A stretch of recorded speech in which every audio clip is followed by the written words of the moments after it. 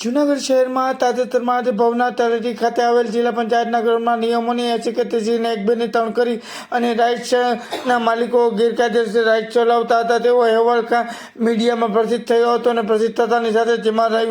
ગત રવિવારે 8 વાગે એક જમ્પિંગ રાઇડ્સમાં અનેક બાળકો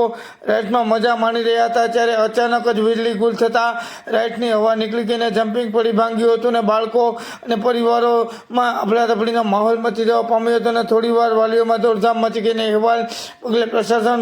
સફળ જાગી ગયું અને કલેક્ટર દ્વારા આ રાઇડ્સો બંધ કરવાનો આદેશો આપ્યા હતા ત્યારે દુર્ઘટના અને તંત્ર દોડતું થાય અને તે તપાસ શરૂ કરવા જો કે જેટલી અલગ અલગ રાઇડ્સો છે તે જમ્પિંગ ચાલી રહ્યું છે તે ત્યારે શહેરીજનો રાત્રિ સમયે બાળકોને લઈને રમાડવા લઈ જતા હોય ત્યારે રવિવારના રોજ સામાન્ય દિવસે જો કરતા હોય ને ટ્રાફિક જોવા મળતો હોય છે ત્યારે રવિવારની રાત્રે આ જમ્પિંગ જોકરમાં 20 જેટલા બાળકો તમામ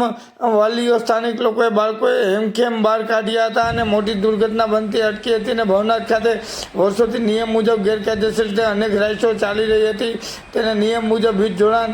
લીધા વગર ચાલી રહી છે અને ફાયર એનઓસી ફાયર ઓફિસરે પણ જણાવ્યું કે આમ ગેરકાયદેસર વીજ જોડાણ અને વગર ફાયર અને પરવાનગી વગર આ ધમધમતી રાઇડ્સો લોકોના જીવનમાં જોખમ ચાલતા હોવાની સામે આવતા તંત્ર સફળ જાગ્યું અને એસડીએમ ચરણસિંહ ગોહિલ સ્થળ શરૂ કરીને તપાસ શરૂ કરી હતી ને ગેરકાયદેસર ધમધમતી રાઇડ્સો બંધ એસડીએમ ગોહિલ સાહેબે જણાવ્યું કે રવિવારે આ બનેલી આ ઘટનામાં એસડીએમ ચરણસિંહ ગોહિલે જણાવ્યું કે ભવનાથ તળેટીના પાર્કિંગ જિલ્લા પંચાયતના ગ્રાઉન્ડમાં કોઈપણ જાતની પરવાનગી વગર ચાલતી તમામ રાઇડ્સો નિયમ વિરુદ્ધ ચાલતી હતી અને રવિવારે જમ્પિંગ રાઇડ્સ હવા નીકળી જતા બેસી ગઈ હતી ને બનાવના લઈને તપાસ કરતા કોઈપણ પરવાનગી વગર ચાલતી હતી ને તે કલેક્ટરે તપાસના આદેશ બાદ રાઇડ્સો બંધ કરવાના આદેશ આપ્યા છે અને કાયમી બંધ રાખવામાં આવશે ને BGVCLને પણ જાણ કરવામાં આવી છે કે ડોલીવાળાઓને પણ દુકાનમાંથી વીજ જોડાણ લીધા હતા ને તે દિશામાં તપાસ કરવામાં આવશે ને પોલીસ વિભાગ અને વહીવટીતંત્ર સતત દેખરેખ રાખવામાં આવશે ને અને કોઈપણ રાઇડ્સો ચાલવા દેવામાં આવશે નહીં તેમ ચરણસિંહ ગોહિલે જણાવ્યું હતું.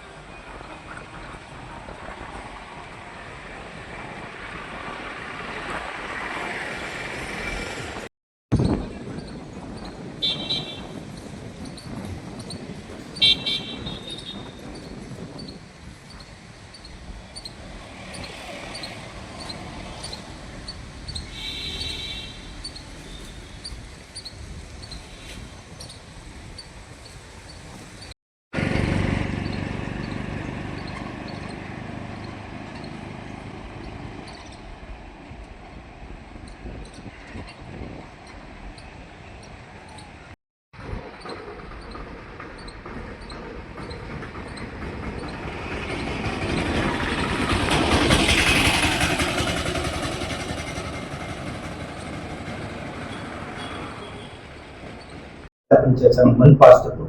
તેમાં જે રાઈડ હતી બાળકોની જમ્પિંગ છે એ બેસી ગઈને મોટી દુર્ઘટના થતા રહી ગઈ સાહેબ. તો પ્રશાસન દ્વારા સાહેબ કેવા પગલાં? ભવનાથ તળેટી ખાતે જે પાર્કિંગનું મેદાન છે ત્યાં રાઈડો સાંજના સમયે હોય છે. એમાંની એક નોન મિકેનિકલ રાઈડ કે જેમાં જમ્પિંગ કરતા હોય છે બાળકો, એમાં વીજળી ગુલ થઈ જતાં એમાં જે હવા હોય એ નીકળી ગયેલી હતી અને એના કારણે જે ઉપર બાળકો હતા એ પણ એના સાથે નીચે આવી ગયેલા હતા. સદનસીબે કોઈ જાનહાનિ થયેલી નથી અને આ જે ઘટના છે એને કલેક્ટર સાહેબે ગંભીરતાથી લઈ અને તપાસ સોંપેલી હતી અને આ જે તમામ રાઈડો છે એ આજથી કાયમ માટે બંધ કરવામાં આવેલી છે અને કાયમી ધોરણે ત્યાં સર્વેલન્સ રાખવામાં આવશે અને પરવાનગી વગર કોઈ પણ પ્રકારની રાઈડને ઓપરેટ કરવા માટે કોઈ પરવાનગી આપવામાં આવશે નહીં. સામાન્ય રીતે જોઈએ તો આ બધી રાઈડો છે એ ખૂબ નાની અને નોન મિકેનિકલ હોય છે અને સાંજના સમયે આવી અને આ લોકો કરતા હોય છે. પણ હવેથી ત્યાં પોલીસ તંત્ર અને વહીવટી તંત્ર દ્વારા કોઈ પણ પ્રકારની પ્રવૃત્તિઓ છે એ આવી રીતે પરવાનગી વગર ચાલવા દેવામાં નહીં આવે. સાહેબ, એમાં જે વીજળી લેવામાં આવે છે, લાઇટ જે લેવામાં આવે છે, એ પણ બિનકાયદેસર, તો એ જવાબદારી ખાસ તો આ માટે એમણે જે પાછળ ડોલીવાળાની જે દુકાનો છે એમાંથી જે કનેક્શનો એમને કાયદેસર આપવામાં આવેલ હતા એમાંથી એમની સાથે કરાર કરીને વાપરતા હતા એવું પ્રાથમિક ધ્યાનમાં છે. PGVCLને પણ સૂચના આપી અને આ બાબતે તપાસ કરવા માટે કહેલું છે. રેડી છે.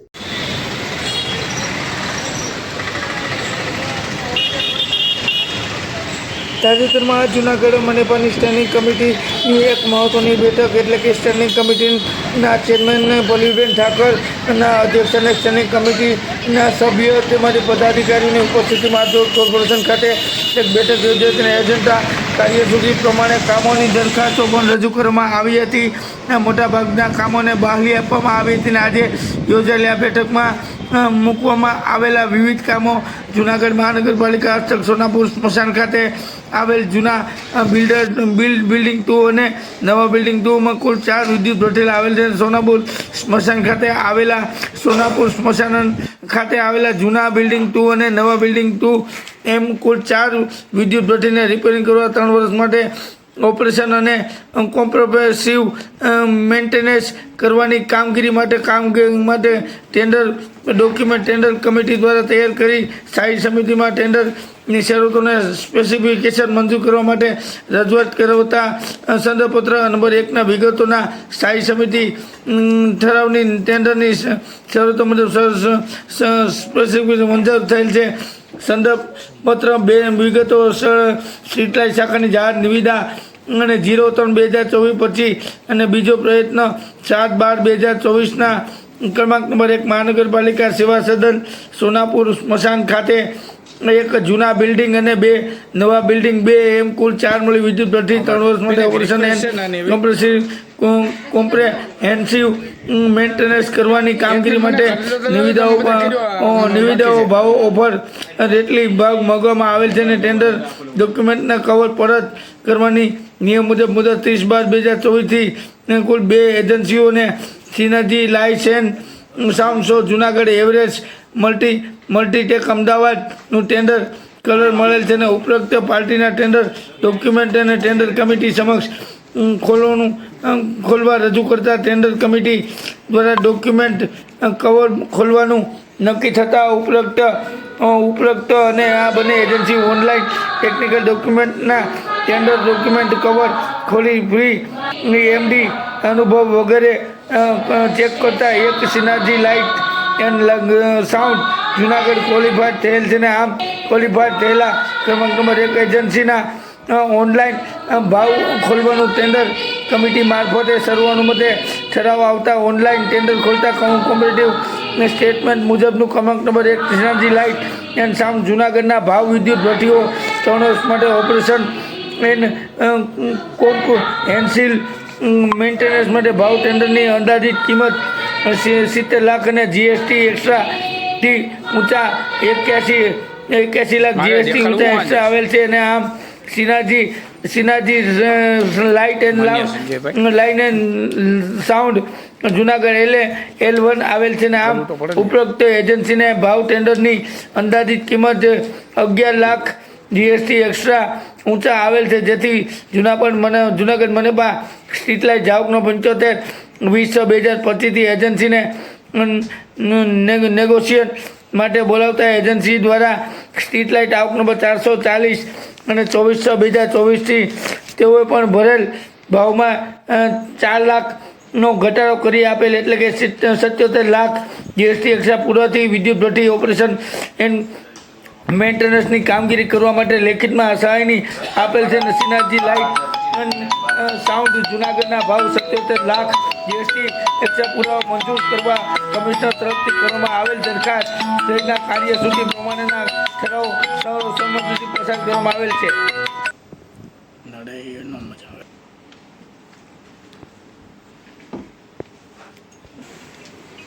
માથાકૂટ કરવા કરતા રીતા કરી લો વિડીયો. સોનાપુર સ્મશાન ખાતે જૂના બિલ્ડિંગ 2 જૂના નવા બિલ્ડિંગ 2 એક જ મિનિટ ચલો આ બધા નતરૂપ થતા હોય ને નતરૂપ ન થવા જોઈએ માથાકૂટું કરવી કરતાં આમાં અમે કેસ ચાલુ છે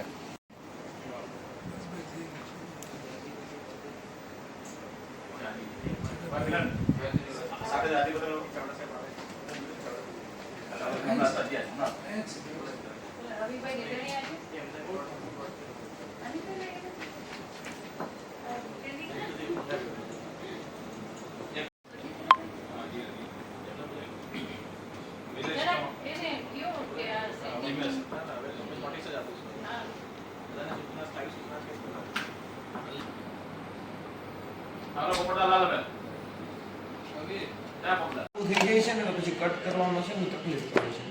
છે ગયા વખતે 5 કે 6 મિનિટ બાય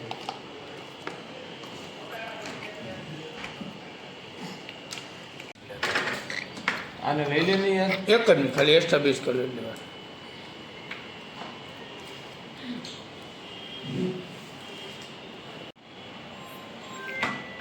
મોબાઈલ સાયલેન્ટ કરી સ્ટેન્ડિંગ કમિટીની બેઠકમાં કયા નિર્ણય આજ રોજ સ્ટેન્ડિંગ કમિટીની બેઠક મળી હતી જેની અંદર 240 કરોડ ઉપરાંતના કામો છે એ આ સ્ટેન્ડિંગ કમિટીની બેઠકમાં મંજૂર થયા હતા જેમાં શહેરના જે મુખ્ય માર્ગો છે એ મુખ્ય માર્ગોને પીક્યુસીથી મઢવાનું કામ છે એ અમે મંજૂર કર્યું હતું કે જેથી કરીને 5 વર્ષની એની ગેરંટી પીરિયડવાળો અને આ પીક્યુસી રોડ કે જેનાથી કોઈ રોડ ડેમેજ ન થાય પાણીથી વરસાદ પડે તો પણ ડેમેજ ન થાય ને જે મોટા મોટા શહેરો છે એની અંદર પણ હવે આ પીક્યુસીથી આ માર્ગો છે મુખ્ય માર્ગો બનવા લાગ્યા છે ત્યારે આ પીક્યુસીથી 85 કરોડના મુખ્ય માર્ગો શહેરના બનશે કે જેથી જૂનાગઢની જનતાને આ રોડ તૂટવાની જે ફરિયાદો છે એ ફરિયાદો આગામી વર્ષોમાં નહીં રહે એટલા માટે સ્ટેન્ડિંગ કમિટીએ એ કામ મંજૂર કર્યા છે આ ઉપરાંત જ્યાં આગળ પેવર રોડ થાય છે કરવાના થતા હોય છે તો આ પેવર રોડ પણ 40 કરોડના ખર્ચે બનાવવાનું તેમજ વોર્ડ નંબર 1 થી 8ની અંદર 80 કરોડના કામો વોર્ડ નંબર 9 થી 15ની અંદર 70 કરોડના કામો અને એની અંદર સ્ટ્રોંગ વોટર ડ્રેનેજ છે અને એ પણ જે ગલીઓ છે એ પણ સીસી રોડથી મઢવાનું છે જ્યાં આગળ આપણે ત્યાં ભૂગર્ભનું કામ થઈ ગયું છે પાણીની ડીઆઈ લાઈન નખાઈ ગઈ છે અને જ્યાં આગળ ગેસની લાઈન વગેરે બધી કાર્યવાહી પૂરી થઈ ગઈ છે ત્યાં આગળ સીસી રોડ કરવાનું કામ સ્ટેન્ડિંગ કમિટીએ મંજૂર કર્યું છે અને આ રીતે શહેરની અંદર એક લોંગ લાસ્ટિંગ રસ્તાઓ ડેમેજ ન થાય આ ઉપરાંત આ જે પીક્યુસીના જે રસ્તાઓ છે આ રસ્તાઓ એકદમ ડેકોરેટિવ રસ્તાઓ હશે અને કોઈ પણ પ્રવાસી આવશે તો આ પ્રવાસીને પણ એમ થશે કે તે પોતે જૂનાગઢ મહાનગરની અંદર આવી રહ્યો છે એક યાત્રાધામની અંદર આવી રહ્યો છે ભરડાવાવથી લઈ અને સોનાપુરી સુધી તથા ગિરનાર દરવાજાથી લઈને સોનાપુરી સુધી તથા ભવનાથ સુધી નો આખો જે રોડ છે એ સુંદર મજાનો રોડ છે એ અમે આગામી દિવસોમાં કરવા જઈ રહ્યા છીએ ને આ કામ વહેલામાં વહેલી તકે શરૂ થાય એવો અમારો પ્રયત્ન રહેશે અને આ રીતે 240 કરોડથી ઉપરાંતના કામો છે એ આજની સ્ટેન્ડિંગ કમિટીમાં મંજૂર કર્યા છે રોડ સિવાયના અન્ય કયા કામો છે રોડ સિવાયના કામોમાં અમે અમુક જે કામો છે એ જૂનાગઢના કોર્પોરેશન હસ્તકની જે બિલ્ડિંગો છે જેમ કે એસટીપી પ્લાન્ટ જ્યાં બન્યો છે શહેરની અમુક આંગણવાડી છે એ બધી જે આપણી બિલ્ડિંગો છે એની ઉપર આપણે સોલાર પેનલ નાખવાનું જે છે એ કામ પણ આપણે મંજૂર કર્યું છે આ ઉપરાંત બીજા કામોની અંદર જે વુમન ફોર ટ્રી કેમ્પેઇનની અંદર આ સરકારની આ યોજના છે કે મહિલાઓ દ્વારા જૂનાગઢના જે ટીપી રિઝર્વ પ્લોટ છે કોર્પોરેશન હસ્તકના એની અંદર મિયાવાકી ગાર્ડન છે ઓક્સિજન પાર્ક છે આવું આ બહેનો દ્વારા કરવામાં આવશે ને એ આપણા જે સ્વસહાય જૂથની બહેનો છે એ બહેનો છે એ ત્યાં જઈ અને આ વૃક્ષ જે છોડવાઓ છે એ વાવશે અને એને ઉછેરશે એટલે બહેનોને પણ આના દ્વારા રોજગારી મળવાની છે એવું કામ છે એ કોર્પોરેશન દ્વારા કરવામાં આવી રહ્યું છે એટલે આ ઉપરાંત અલગ અલગ પ્રકારના કામો આજે મંજૂર કરવામાં આવ્યા છે અને એ રીતે જૂનાગઢનો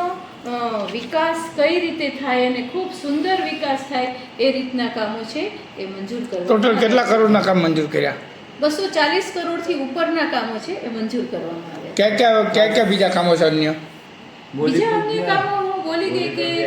અમુક છે એ વાર્ષિક ભાવો મંજૂર કર્યા છે, જેમ કે સુકાને જોખમી વૃક્ષોના કટિંગનું કામ છે. આ સ્વસહાય જૂથની બહેનોને રોજગારી મળે એટલા માટે આ સરકારની યોજના છે વુમન ફોર ટ્રી કેમ્પેન. આની અંદર અમે અત્યારે 29 જેટલા જે સ્વસહાય જૂથના બહેનો છે એ 29 સ્વસહાય જૂથની બહેનો છે, એમાં એક જૂથમાં 10 બહેનો એટલે 290 બહેનોને અમે રોજગારી આપવા જઈ રહ્યા છીએ. અને આપણા જે ટીપી રિઝર્વ પ્લોટ છે, આ ટીપી રિઝર્વ પ્લોટની અંદર આ બહેનો છે એ વૃક્ષો વાવશે અને એને ઉછેરશે. આ રીતના કામો કોર્પોરેશનની સ્ટેન્ડિંગ કમિટીની અંદર મંજૂર કર્યા છે.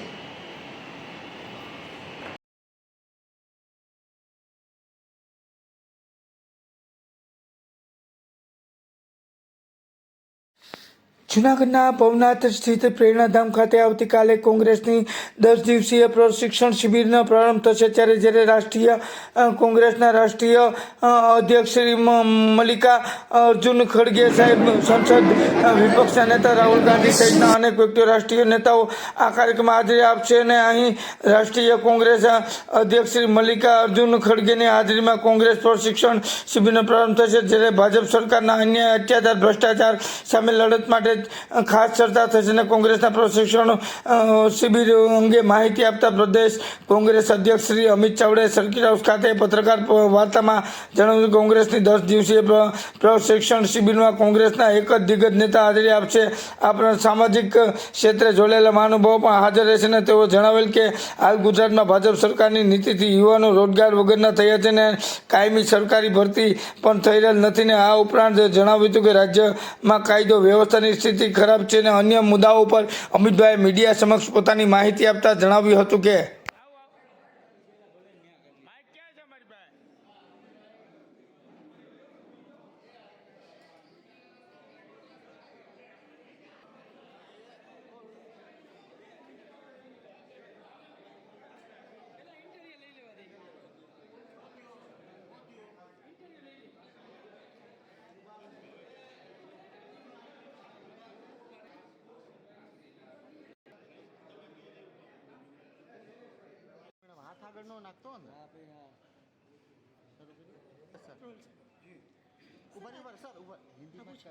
પ્રમુખ છે, આપણો ભાવિ પ્રમુખ છે.